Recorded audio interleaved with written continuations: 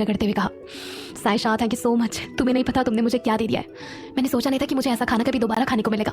ये बोलकर अभय ने अपने खाने की पहली बाइट अपने हाथों से सायशा को खिलाई और उसके बाद उसने खुद भी खाया। सायशा ने नोटिस किया कि अभय खाना खाते वक्त अपनी प्लेट से सायशा को भी अपने हाथों से खाना खिलाई जा रहा था और सायशा चाहकर भी उसे मना नहीं कर पा रही थी। उनका खाना खत्म हो चुका था। अभय ने सायशा की ओर देखकर कहा, मिस्टर अरोरा से तुम अपने नए अपार्टमेंट की चाबी ले लेना, ओके? सायशा ने हाँ में सिर हिला दिया और वहां से बाहर जाने लगी। तभी अभय ने उसे रोकते हुए कहा, थैंक यू सायशा, मेरे लिए मॉम की तरह खाना बनाने के लिए। सायशा ने जवाब में मुस्कुरा दिया और वहां से अपने केबिन की ओर चली गई। अपने केबिन में बैठकर वो अभय के साथ बिताए पलों को याद कर यूं ही मुस्कुरा रही थी। बेवजह उसके चेहरे पर बड़ी सी स्माइल थी। उसने खुद से बात करते हुए कहा, अभय भी मेरी तरह अकेला है। वो ये सोच ही रही थी कि तभी उसने अपने हाथों में बंधी घड़ी में समय देखा। शाम के 5 बज चुके थे। वो जैसे ही ऑफिस से बाहर निकली, किसी ने उसे पीछे से आवाज लगाई।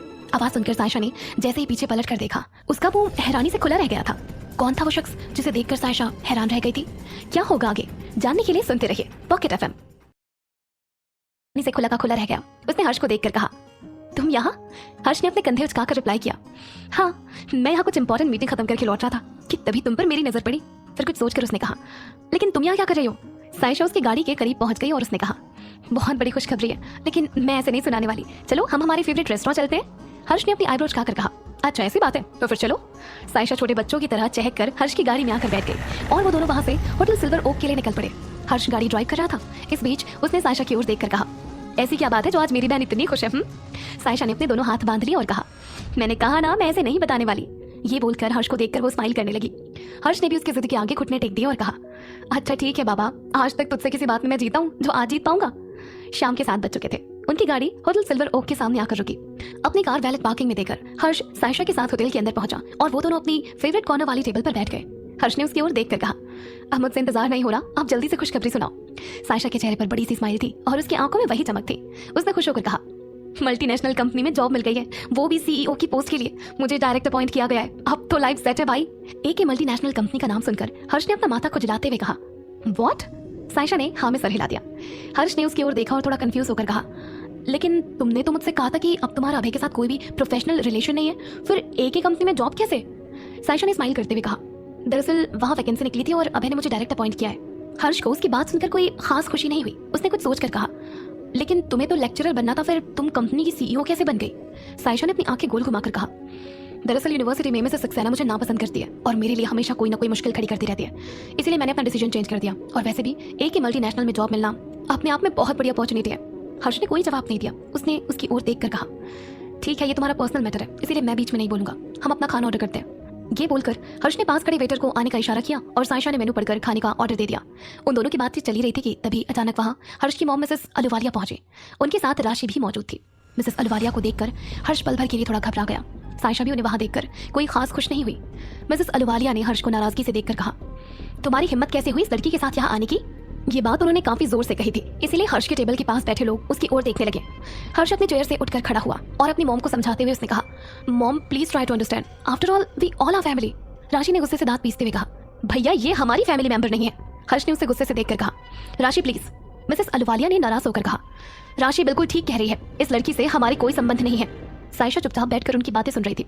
हर्ष ने मिसेस अहलुवालिया से कहा, मॉम प्लीज हम शांति से बैठकर भी बात कर सकते हैं। लेकिन आज मिसेस अहलुवालिया का गुस्सा 7वें आसमान पर था।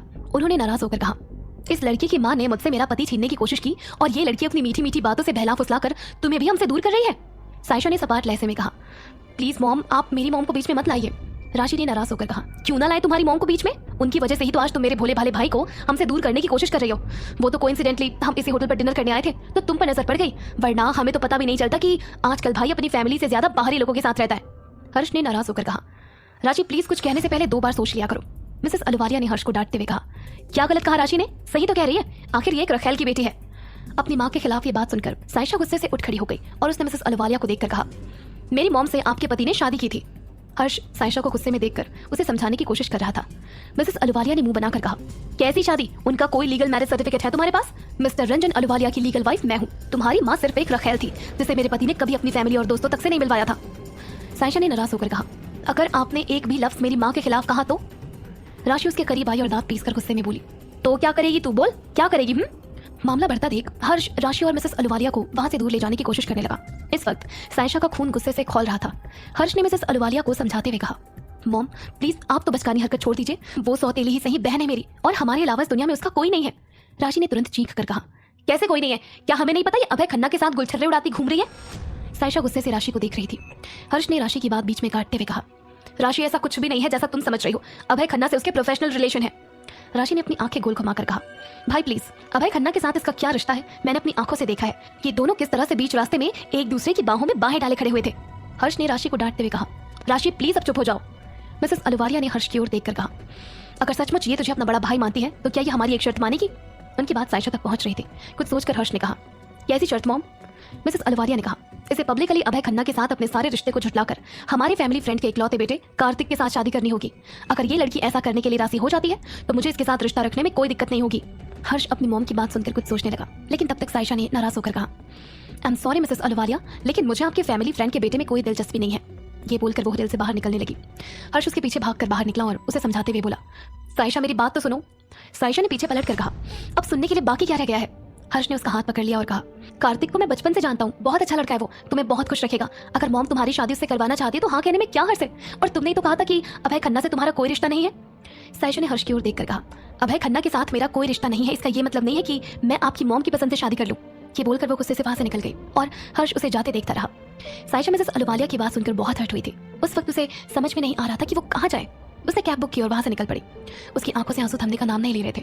उसने अपने हैंड पर्स से अपना मोबाइल निकाला और बगैर कुछ सोचे समझे अभय का नंबर डायल किया। अभय इस वक्त मीटिंग में था, इसीलिए उसने अपना फोन साइलेंट कर रखा था। उसे सायशा की कॉल के बारे में कुछ पता ही नहीं चला। और इधर सायशा ने उसे कंटिन्यूअसली 2 बार कॉल किया, लेकिन दोनों बार कोई जवाब ना मिलने पर सायशा ने फोन कट कर दिया और खुद से बात करती हुई कहने लगी, मुझे क्या हो गया है? मैं अभय को कॉल क्यों कर रही हूँ? ये मेरा लक था क्या है? उसे खुद पर हैरानी हो रही थी। उसने अदिति का नंबर डायल किया और उसके फोन रिसीव करते ही बोल पड़ी, मुझसे बिना कुछ सवाल किए तुरंत यूनिवर्सिटी रोड वाले बार में आकर मिल। ये बोलकर उसने अदिति का रिप्लाई बगैर सुने फोन कट कर दिया। उसकी आंखों से आंसू थमने का नाम नहीं ले रहे थे। कुछ देर बाद वो बार पहुंची। बार के दूसरे साइड डांस फ्लोर था जहां ढेर सारी लाइटिंग में कई कपल्स डांस कर रहे थे और दूसरी साइड बार का बड़ा सा काउंटर था जहां लाइन से वुडन स्टूल लगे हुए थे। सायशा ने बार की ओर देखा और काउंटर के पास जाकर बड़े से स्टूल पर बैठ गई और सायशा अपना सर टेबल पर झुकाकर बैठी हुई थी कि तभी वेटर ने उसके पास आकर कहा, मैडम आप क्या लेंगे? सायशा ने उसकी ओर देखा और कहा, मुझे अपने बार की सबसे नशीली वाइन पिलाओ जिसे पीकर मैं सब कुछ भूल जाऊं। उसके इस जवाब पर वेटर हैरान होकर उसकी ओर देखने लगा। सायशा ने गहरी सांस लेकर कहा, मैंने जो कहा उसे फॉलो करो। वेटर ने थोड़ा कंफ्यूज होकर कहा, ओके। ये बोलकर वो वहां से चला गया। उसके जाने के बाद अदिति सायशा को ढूंढती हुई वहां पहुंची और हैरान होकर बोली, सायशा तूने मुझे बार में मिलने बुलाया? सायशा ने हाँ में सर हिला दिया। अदिति ने कुछ सोच कर कहा, लेकिन क्यों? सायशा ने गहरी सांस ली और कहा, कुछ देर के लिए मैं सब कुछ भूल जाना चाहती हूँ, इसीलिए यहाँ आई हूँ। और अगर मुझे नशा ज्यादा चढ़ जाए तो तुझे अपनी दोस्ती निभानी पड़ेगी। ये बोलकर वो अचानक से हंसने लगी। अदिति को सायशा का बर्ताव काफी अजीब लग रहा था। उसने उसके कंधे पर हाथ रखकर कहा, आर यू ओके? वेटर ने वाइन गिलास उसके सामने लाकर रख दी। गिलास देखकर सायशा ने वेटर की ओर देखकर कहा, इतने में कुछ नहीं होने वाला, इसकी पूरी बोतल लेकर आओ। वेटर थोड़ा हैरान हुआ, लेकिन फिर भी उसने हाँ में सर हिला दिया और वहां से चला गया। उसके वहां से जाते ही सायशा ने वाइन के गिलास एक सांस में खत्म कर दी। आज सायशा पहली बार वाइन पी रही थी और उसे वाइन पीते देखकर अदिति हैरान थी। उसने सायशा के कंधे पर हाथ रखकर कहा, सायशा ये तुझे क्या हो गया है? बार में काम करने के बावजूद तूने आज तक अल्कोहल को हाथ तक नहीं लगाया और आज? सायशा ने उसकी ओर देखकर कहा, तू नहीं समझेगी आज मेरे दिल में कितना दर्द है। वेटर ने इस वाइन की बोतल उसके टेबल पर लाकर रख दी। सायशा ने उसकी ओर देखकर कहा, ऐसी एक और बोतल लेकर आओ। वेटर ने अपनी आंखें बड़ी कर हैरानी से कहा, ओके मैडम। सायशा ने हाँ में सर हिला दिया। सायशा ने बोतल ओपन की और खुद को पूरी तरह से नशे में दबाने की कोशिश करने लगी। इस वक्त अदिति को समझ नहीं आ रहा था कि वो क्या करे, कैसे सायशा की हेल्प करे, क्योंकि सायशा उसे कुछ बता भी नहीं रही थी। और उधर अभय ने अपनी मीटिंग खत्म करके जैसे ही अपना मोबाइल चेक किया, उसमें सायशा के 2 मिस्ड कॉल्स थे। सायशा का मिस्ड कॉल देखकर अभय के चेहरे पर बड़ी सी स्माइल आ गई और उसने उसे कॉल बैक किया, लेकिन सायशा ने उसका कॉल पिक नहीं किया। अभय ने खुद से बात करते हुए कहा, मैंने टाइम पर उसको कॉल पिक नहीं किया, शायद इसीलिए मुझसे नाराज हो गई। ये सोचकर उसने एक बार फिर उसे कॉल किया। इस बार भी सायशा ने कोई जवाब नहीं दिया। अभय के चेहरे पर गुस्से के भाव आ गए और उसने खुद से बात करते हुए कहा, ये लड़की खुद को समझती क्या है? अभय खन्ना को इग्नोर करने की कोशिश कर रही है। ये सोचकर उसने एक बार फिर सायशा को कॉल किया। इस बार भी सायशा ने कोई रिस्पॉन्स नहीं किया। अभय ने खुद से बात करते हुए कहा, ये लड़की इडियट है लेकिन एरोगेंट नहीं है, कहीं कोई प्रॉब्लम में तो नहीं फंस गई। यही सोचकर उसने रोजी को फोन लगाया और कहा, तुरंत सायशा की करंट लोकेशन पता करके मुझे बताओ। रोजी ने कहा, ओके सर। अभय ने फोन कट कर दिया। अभय खुद से बात करते हुए कहने लगा, आई एम श्योर ये किसी प्रॉब्लम में है। और इधर सायशा पूरी तरह से ड्रंक हो चुकी थी और वो वहां बैठकर अकेले जोर जोर से हंस रही थी। अदिति उसे समझाने की पूरी कोशिश कर रही थी, लेकिन सायशा पूरी तरह आउट ऑफ कंट्रोल थी। उसने अदिति की ओर देखकर कहा, मुझे अभी इसी वक्त वो जान चाहिए। ये बोलकर उसने बार में लगी रूफ लाइट की ओर इशारा किया। अदिति ने उसे समझाते हुए कहा, सायशा वो चांद नहीं है, वो लैंप है। सायशा ने नहीं में सर हिलाया और कहा, तू मुझे पागल समझती है? मुझे नहीं पता, मुझे वही चांद चाहिए। अदिति ने अपने सर पर टपली मारकर कहा, यार सायशा, जब तुझे सूट नहीं करती तो तूने इतनी सारी शराब क्यों पी है? अदिति उसे संभालने की कोशिश कर रही थी, लेकिन अब सायशा पूरी तरह ड्रंक हो चुकी थी। रात के 1 बज चुके थे। अभय उसकी लोकेशन का पता करते हुए बार पहुंच गया। अभय की नज़र सायशा पर पड़ी। सायशा के पास 2 वेटर और अदिति मौजूद थी। सायशा को ड्रंक देखकर अभय को पहले तो हैरानी हुई, फिर अभय जैसे ही सायशा के करीब पहुंचा, सायशा ने उसे नशे की हालत में कहा, मुझे ऐसा क्यों लग रहा है अभय कि तुम मेरे सामने खड़े हुए हो? अभय को देखकर अदिति मुंह फाड़कर हैरानी से उसे देखती रह गई, क्योंकि अब तक उसने अभय को सिर्फ तस्वीरों में ही देखा था, लेकिन सामने से देखने में अभय ज्यादा हैंडसम था।